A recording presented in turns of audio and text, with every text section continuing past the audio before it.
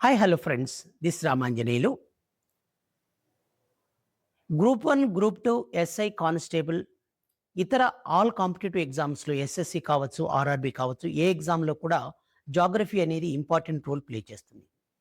కాబట్టి జాగ్రఫీలో మంచి స్కోర్ చేయాలి అంటే రామాంజనేయులు ఆన్లైన్ క్లాసెస్ యాప్ను డౌన్లోడ్ చేసుకోండి.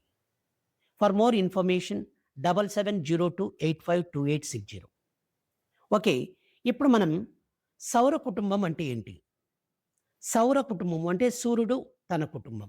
కాబట్టి సౌర కుటుంబం అంటే సూర్యుడు కేంద్రక స్థానంలో ఉండడం, సూర్యుని చుట్టూ వచ్చేసి గ్రహాలు పరిభ్రమిస్తూ ఉండటం. దీన్నే మనం సౌర కుటుంబం అంటారు.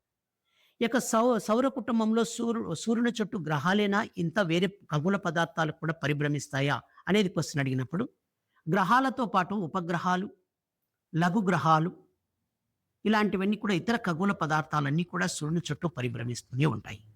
ప్రస్తుతం సౌర కుటుంబంలో గ్రహాల సంఖ్య ఎంత అంటే 8. మనం ఏదైనా టెంపుల్స్‌కి వెళ్ళినప్పుడు మరి యొక్క నవగ్రహాల చుట్టూ తిరుగుతూ ఉంటాం. మరి అక్కడ నవ అంటే 9, మరి ఇక్కడ ప్రస్తుతం వచ్చేసి సౌర కుటుంబంలో గ్రహాల సంఖ్య 8 అంటున్నాం. మరి ఏంటి ఇక్కడ? అంటే అప్పుడు మనం ఏం చెప్పాలంటే ఇక యమగ్రహాన్ని అంటే ప్లూటో ప్లానెట్‌ని గ్రహాల జాబితా నుంచి తొలగించి మరుగుజ్జు గ్రహంగా ప్రకటించడం జరిగింది. ఇలాంటి ఫుల్ లెంత్ వీడియో కోసం రామాంజనేయులు ఆన్లైన్ క్లాసెస్ యాప్‌ను డౌన్లోడ్ చేసుకోండి. Thank you very much to all.